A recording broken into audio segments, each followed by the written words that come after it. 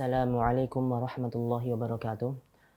Alhamdulillahi rabbil alamin wa bihi nasta'in ala umurid dunya waddin wassalatu wassalamu ala asyrafil anbiya'i wal mursalin wa ala alihi wa ashabihi wa man tabi'ahum bi ihsanin ila yaumiddin. Amma ba'd. Alhamdulillah, alhamdulillah kita selalu memuji dan bersyukur kepada Allah Subhanahu wa taala atas limpahan rahmat kasih sayang yang Allah berikan kepada kita, kemudahan yang Allah berikan kepada kita sehingga kita bisa menjalankan segala aktivitas kita disebabkan karena kemudahan dari Allah Subhanahu wa taala, maka ini pantas untuk disyukuri. Kita memuji Allah dengan mengucapkan alhamdulillah allazi bi ni'matihi tatimmus shalihat, karena itu semua atas kasih sayang dan rahmat dari Allah Subhanahu wa taala. Salawat serta salam semoga senantiasa tercurahkan kepada Nabi kita Nabi Muhammad sallallahu alaihi wasallam, kepada keluarga beliau, kepada sahabat beliau dan kepada pengikut beliau hingga akhir zaman. Baik, kita lanjutkan pelajaran kita.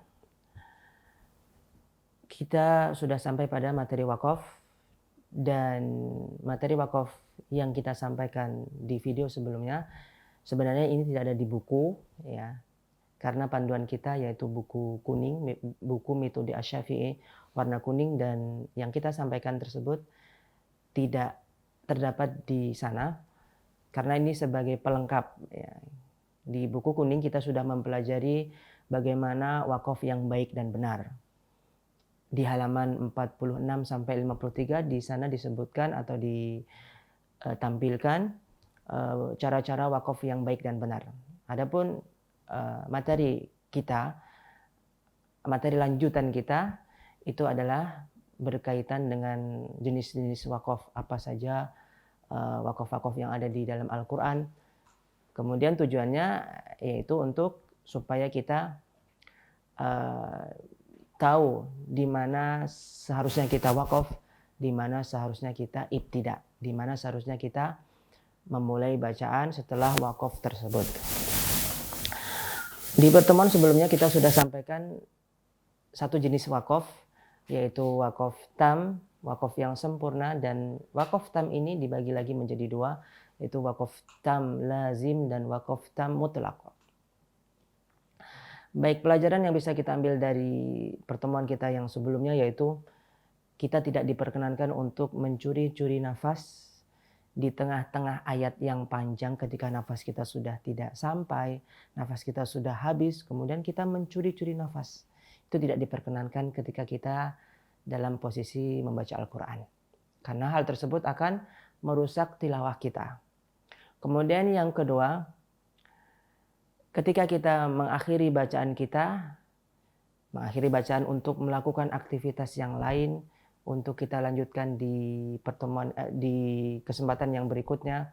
Ketika kita berhenti mengakhiri bacaan kita, maka kita diusahakan untuk mengakhiri pada akhir tema, mengakhiri tilawah kita pada akhir pembahasan, dan kita memulai kembali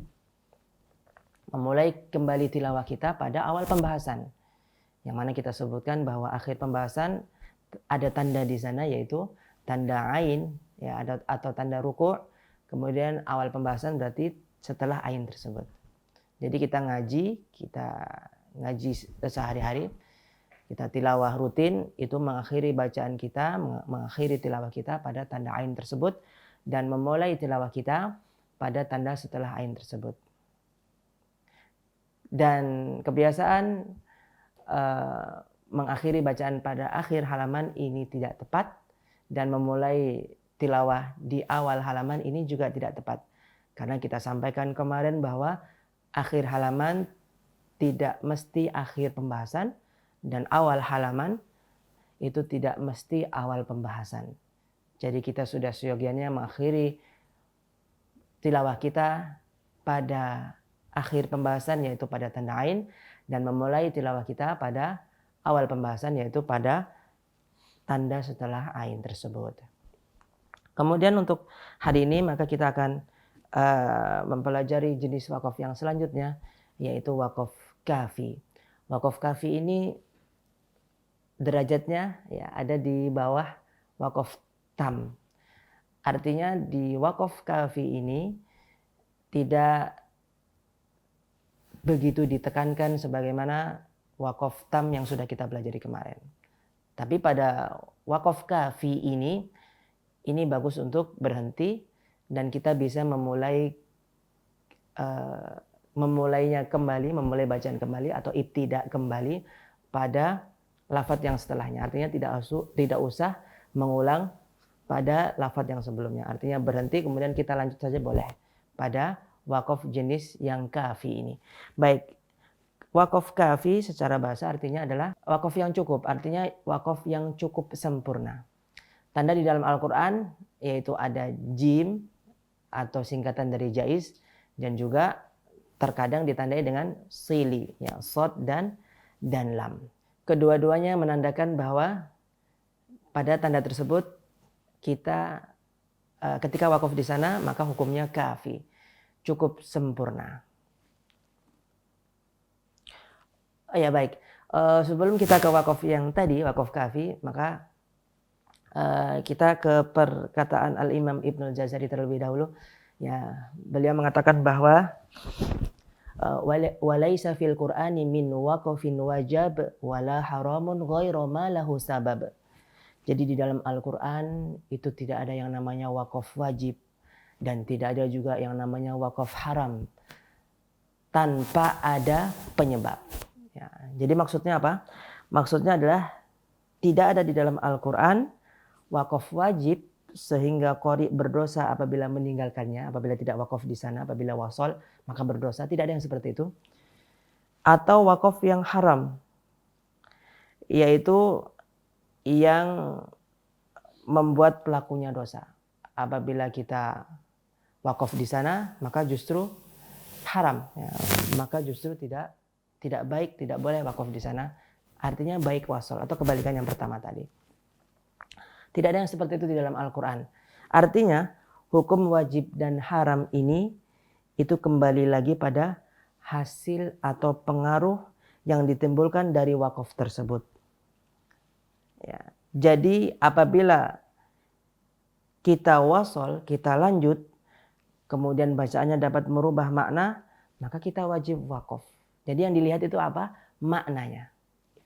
Kemudian sebaliknya, jika kita wakaf pada tempat tersebut dan bisa mengubah makna maka wajib wasol. Jadi inti dari pembahasan wakaf dan ibtidah ini sebenarnya bukan pada tanda, tapi pada makna dari apa yang ditimbulkan ketika kita wakaf, ketika kita wasol. Jadi kembali lagi kepada makna dari Al-Quran itu sendiri. Jadi nanti ketika ada kasus bahwa ternyata di sana tidak ada tanda sama sekali, tapi ternyata ketika dilihat dari makna atau bahkan dilihat dari tafsir dari Al-Quran itu sendiri, bagus wakaf di sana meskipun tidak ada tanda, maka kita harus wakaf di sana.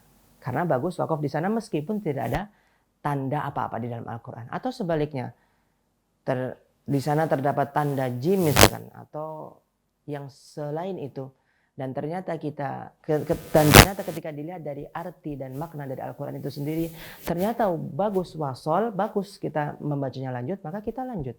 Karena inti dari pembahasan wakaf dan ibtidah ini adalah makna dari Al-Quran itu sendiri. Jadi dikembalikan kepada arti dari Al-Quran itu sendiri. Adapun tanda ini sebagai bantuan, sebagai ya kemudahan buat kita agar kita bisa menentukan di sini ternyata bagus berhenti, karena tandanya memang seperti itu. Kemudian di sini ternyata tidak bagus berhenti, maka tandanya tanda yang menunjukkan bahwa tidak bagus berhenti. Jadi tanda itu sekedar bantuan bagi kita, sekedar kemudahan bagi kita agar kita bisa menentukan ternyata di sini boleh berhenti begitu. Adapun inti dari pembahasan wakaf dan ibtidah ini adalah makna dari Al-Quran itu sendiri. Baik. Kita lanjutkan ke wakaf yang tadi yang kita sebutkan yaitu wakaf kafi.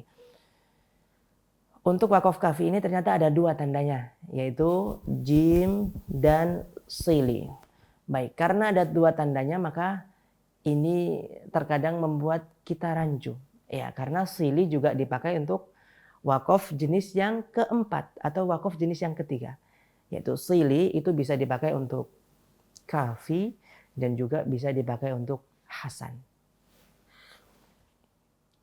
Baik, untuk kita ya sebenarnya ada solusi yang bagus untuk kita. Karena ini berhubungan dengan makna. Kalau berhubungan dengan makna berarti kita harus membaca dengan mengetahui makna dari Al-Qur'an itu sendiri, sehingga kita bisa menentukan wakaf bagus wakaf itu di mana, bagus ibtidak itu di mana. Baik, untuk kita maka solusi yang mungkin bisa kita ambil yaitu dengan taklid ya, dengan kita ngikut ya, dengan kita mengikuti seorang qori, seorang syekh tentunya yang bisa kita dengarkan dimanapun kita berada ya, karena sudah banyak sekali tersebar atau dibagikan bahkan qori-qori yang bisa kita dengarkan. Jadi kita bisa mengikuti qori tersebut dan kita bisa sesuaikan dengan kondisi nafas kita. Kalau misalkan nafas kita pendek, misalkan tidak bisa membaca ayat yang panjang, maka kita cari qori yang diputus-putus ya, qori yang membacanya pendek-pendek. Kemudian kalau kita mungkin nafasnya sedikit panjang, maka kita bisa cari qori yang beraneka ragam. Baik, itu solusi yang pertama. Kita mendengarkan qori tersebut, kemudian kita mengikuti qori tersebut dalam hal wakaf dan ibtidak saja. Ya, dalam hal wakaf dan ibtidak. Adapun hukum-hukum yang lain, ya misalkan ikhfa, misalkan makharijul huruf, tebal dan tipisnya huruf, maka ini perlu untuk kita belajar. Adapun wakaf dan ibtidak boleh kita ikut pada qori yang kita ikutin tersebut. Itu solusi yang pertama. Kita taklid pada seorang syekh yang mana beliau ahli dalam membaca Al-Quran. Kemudian yang kedua, karena perkara wakaf dan ibtidak ini hubungannya erat dengan makna dari Al-Quran itu sendiri, maka mungkin kita bisa sedikit usaha ya, dan ini mungkin memakan sedikit waktu. Kita pakai Al-Quran yang ada artinya ya. Kita cocoki ya, ini ayatnya, kemudian ini artinya, kemudian ini lafadznya, kemudian kita sedikit mencocokkan lafadz ya, kata per kata dengan arti yang ada di dalam Al-Quran tersebut. Kemudian kita baca, kemudian ternyata di sini, di tempat ini ya, kemudian misalkan di suatu ayat ada wakaf sili misalkan shod dan lam, kemudian dilihat artinya, oh ternyata di sini koma, atau mungkin ternyata di sini maknanya tidak bagus kalau berhenti, dilihat artinya ya. Jadi ini manual ya, dilihat artinya. Kemudian baru berarti kita bisa menentukan, oh ternyata kalau secara arti ini tidak bagus berhenti di sini walaupun tandanya ada sili, berarti tidak berhenti di sana. Atau kalaupun kita berhenti boleh, cuman kita harus mengulang ibtidak dari lafadz yang sebelumnya. Jadi ini manual, tapi ini sebenarnya tidak mewakili ya, karena yang dilihat itu bukan hanya arti sebenarnya, tapi tafsir, bagaimana tafsirnya. Meskipun artinya tidak bagus berhenti di sana, tapi kalau secara tafsir ini bagus ya, maka kita ya, keliru dalam hal menentukan berhenti dan tidaknya, karena kita hanya melihat pada arti saja. Ini cara yang kedua, namun ini tidak begitu direkomendasikan ya, karena ini syarat akan kesalahan ya. Nanti kita akan terjatuh ke kesalahan kalau kita pakai metode yang seperti ini. Kemudian cara yang ketiga yaitu kita membeli Al-Quran wakaf dan ibtidak. Dan ini banyak sekali dijual di toko-toko terdekat ya, Al-Quran wakaf dan ibtidak. Jadi kita tinggal ngikut di sana saja. Di Al-Quran tersebut kita dikasih tahu ketika ada ayat yang panjang, kita dikasih tahu wakaf di sini ya, wakaf bagus tuh di sini. Kemudian ibtidak di sini ya. Jadi ada dikasih tahu atau dikasih tanda, dan ini memudahkan kita tentunya. Ya, ketika kita mendapati ayat yang panjang dan kita kebingungan menentukan di mana berhenti dan di mana memulai atau di mana ibtidaknya. Membeli Al-Quran wakaf dan ibtidak. Baik. Kita kembali ke wakaf kafi.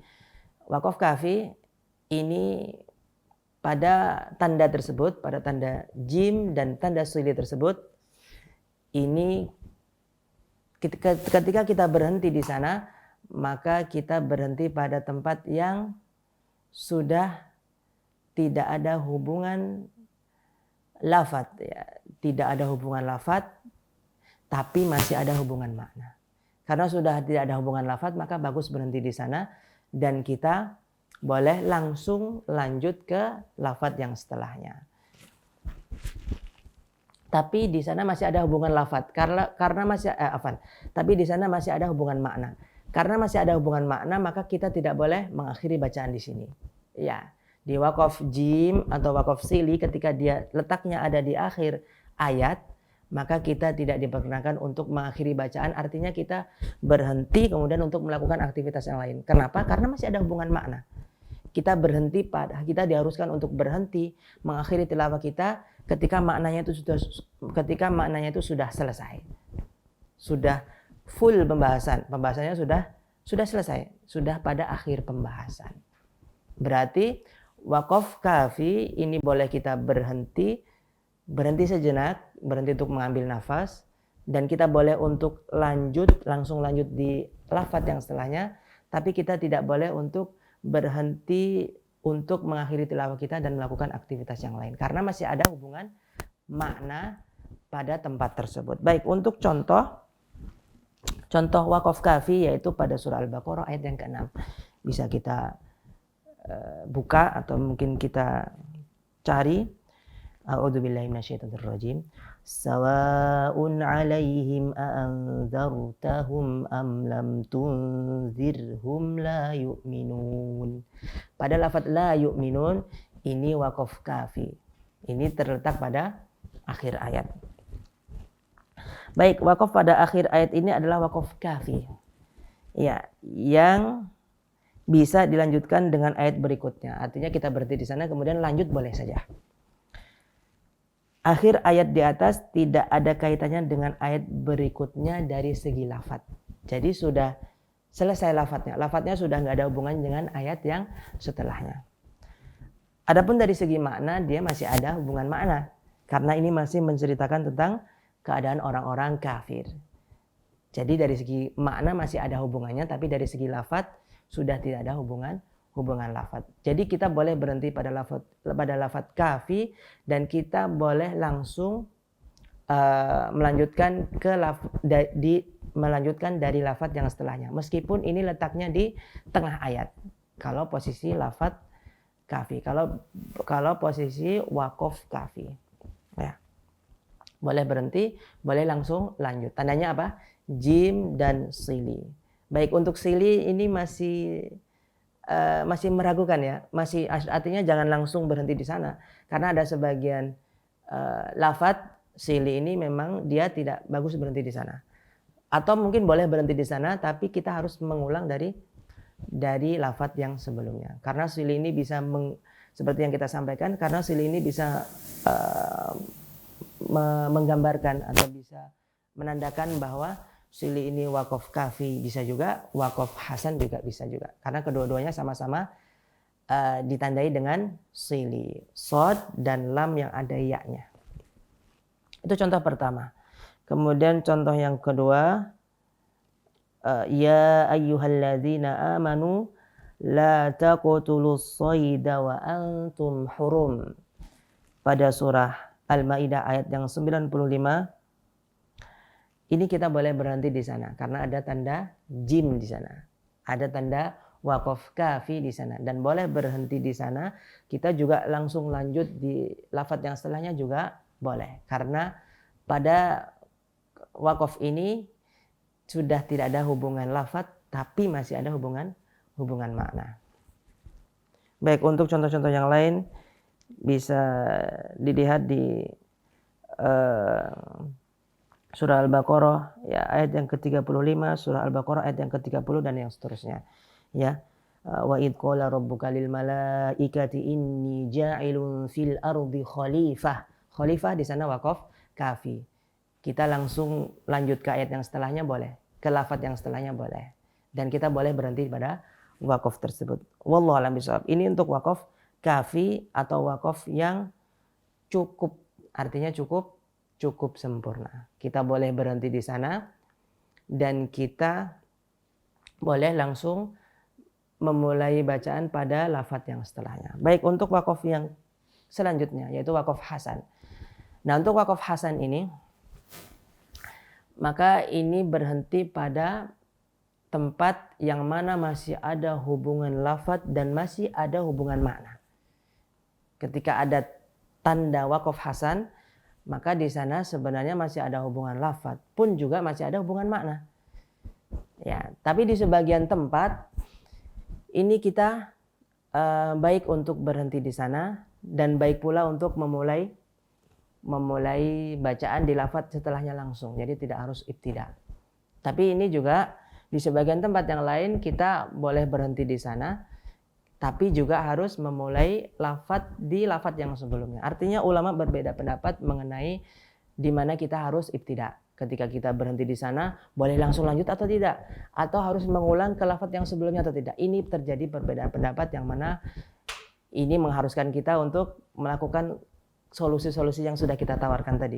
Mengharuskan kita untuk membeli Al-Quran waqaf ibtida, mengharuskan kita untuk apa? Untuk mengikut kepada seorang qari tertentu. Ya, karena ini dikembalikan lagi kepada makna dari Al-Quran itu sendiri. Baik, untuk waqaf hasan ini ada tanda sili seperti yang kita sebutkan tadi. Tapi juga ada sebagian tempat yang tidak ada tandanya. Jika tidak bagus memulai di lafadz yang setelahnya, maka tidak ada tandanya. Ya, tidak bagus memulai lafadz di setelahnya, maka tidak ada tandanya. Tapi kalau bagus memulai lafadz di setelahnya, maka ada tanda sili, shad dan lam. Dan sekali lagi untuk setelah kita berhenti di tanda tersebut, yang mana di tempat tersebut adalah waqaf hasan, maka ulama berbeda pendapat apakah boleh langsung lanjut, apakah harus mengulang ke lafadz yang sebelumnya. Dan ini yang harus kita berhati-hati padanya. Ada sebagian yang memang boleh langsung lanjut di lafadz yang setelahnya. Ada sebagian yang memang harus mengulang di lafadz yang sebelumnya. Ya, itu semua dikembalikan ke apa? Itu semua dikembalikan ke lafadz dari Al-Quran itu sendiri. Kembali lagi kita harus ya seperti yang sudah kita sampaikan tadi, harus mengambil solusi yang sudah kita tawarkan tadi. Wallahu a'lam bishawab. Itu mungkin yang bisa kita sampaikan. Jadi untuk wakaf kali ini yang kita pelajari yaitu wakaf kafi dan wakaf hasan. Wakaf kafi ini wakaf yang cukup sempurna, wakaf hasan ini wakaf yang baik. Baik, untuk wakaf kafi ditandai dengan tanda jim dan ditandai dengan shad dan lam, ya, sili. Untuk wakaf kafi kita bagus berhenti di sana dan kita boleh memulai bacaan dan kita boleh langsung melanjutkan ke lafadz yang setelahnya. Tapi kita ketika dia di akhir ayat, kita tidak boleh mengakhiri bacaan, mengakhiri tilawah di sana karena maknanya belum sempurna. Karena maknanya belum sempurna. Kemudian untuk wakaf hasan ini masih membingungkan bagi kita tentunya. Ya, karena ketika ada tanda sili tersebut, ya, wakaf hasan di sebagian tempat ditandai dengan sili. Pada tanda sili tersebut di sebagian tempat boleh langsung lanjut, di sebagian tempat tidak boleh langsung lanjut. Nah, ini yang membingungkan, yang menyebabkan kita harus mendengarkan qari, kemudian harus membeli Al-Quran wakaf dan ibtida yang sudah kita sarankan tadi. Wallahu a'lam bishawab. Tentunya pembahasan wakaf dan ibtida ini harus kita hati-hati. Artinya kita tidak boleh sembarangan dalam wakaf dan ibtida, karena di pertemuan awal kita sampaikan bahwa wakaf dan ibtida ini sangat menentukan makna dari Al-Quran itu sendiri. Ketika kita salah wakaf, maka bisa jadi nanti akan merubah makna. Yang mana makna tersebut berubah bukan hanya berubah yang sembarangan berubah, bukan. Tapi berubahnya itu terkadang bisa 180 derajat. Berubahnya sangat mungkar sekali. Kenapa? Karena salah berhenti, salah wakaf. Contohnya, a'udzubillahi minasyaitonirrajim. Ya ayyuhalladzina amanu la taqrabus sholata wa antum sukara. Kita bagus berhenti di sana, wa antum sukara. Artinya kita ketika nafas kita tidak sampai pada lafaz tadi, maka kita harus hati-hati ya, jangan wakaf sembarangan, jangan berhenti sembarangan. Kalau kita wakaf pada ya ayyuhalladzina amanu la taqrabus shalah, ini termasuk wakaf yang qabih, wakaf yang jelek. Artinya apa? Wahai orang-orang yang beriman, janganlah kalian mendekati sholat. Salah wakaf maka artinya akan sangat jelek sekali, sangat buruk sekali. Makanya ketika kita baca Al-Quran kita harus berhati-hati pada perkara wakaf ini. Kemudian untuk perkara ibtidak juga sama. Apakah ibtidaknya boleh, apakah tidak, maksudnya apakah ibtidaknya boleh langsung dilafaz setelahnya, apakah harus ngulang dulu? Ini perkara yang penting. Iya, karena salah ibtidak ketika kita harusnya nih ngulang sedikit di lafaz yang sebelumnya, tapi kita tidak ngulang. Kita langsung saja lanjut ke lafaz setelahnya. Nah, ketika kita salah dalam hal ini, maka ini pun juga bisa merubah makna. Maka ini harus dihati-hati. Di sebagian tempat kita memang boleh langsung lanjut di lafaz yang setelahnya. Di sebagian tempat kita memang harus ngulang di lafaz yang sebelumnya. Sedikit di lafaz yang sebelumnya. Tentunya ini juga harus menurunkan ego dari diri kita. Terkadang kita ada sedikit kemalasan untuk mengulang di lafaz yang sebelumnya. Kenapa? Karena mungkin ingin mengejar target tilawah atau ingin cepat-cepat selesai, sehingga ketika kita berhenti langsung saja lanjut, tidak ada ibtidak, tidak ada ngulang di lafaz yang sebelumnya. Memang sebagian boleh seperti itu, tapi di sebagian tidak boleh. Dan di sebagian tempat itu harus ngulang di lafaz yang sebelumnya karena maknanya akan berubah kalau tidak ngulang di lafaz yang sebelumnya. Ini perkara yang penting yang mana kita harus berhati-hati padanya. Karena kita salah sedikit saja, maka makna dari Al-Quran itu sendiri akan berubah. Berubahnya bisa macam-macam. Ya, berubahnya bisa macam. Bisa berubah yang normal, bisa berubah yang tidak ada artinya, ya, berubahnya jadi tidak bermakna. Bisa juga berubah yang maknanya jadi jelek sekali, jadi fasid. Dan ini yang harus kita hindari. Untuk saran yang kita sampaikan tadi, untuk solusi yang kita sampaikan tadi bisa dipikirkan kembali, ya, karena ini demi kebaikan dari bacaan kita, demi agar bacaan Al-Quran kita diterima oleh Allah Subhanahu Wa Taala. Jangan sampai kita baca Al-Quran, maknanya bisa berubah dengan makna yang tidak baik, kemudian Allah tidak suka, kemudian Allah tidak terima. Jangan sampai yang seperti itu. Iya. Wallahu a'lam bishawab. Kiranya ini yang bisa kami sampaikan. Salah khilaf, mohon maaf. Kita tutup dengan doa kafaratul majlis. Subhanakallahumma bihamdika asyhadu alla ilaha illa anta astaghfiruka wa atubu ilaik. Assalamualaikum warahmatullahi wabarakatuh. Terima kasih. Jazakumullah khairan wa barakallahu fikum. Video ini dibuat atas partisipasi dari donasi Anda. Semoga menjadi amal jariah bagi Anda semuanya.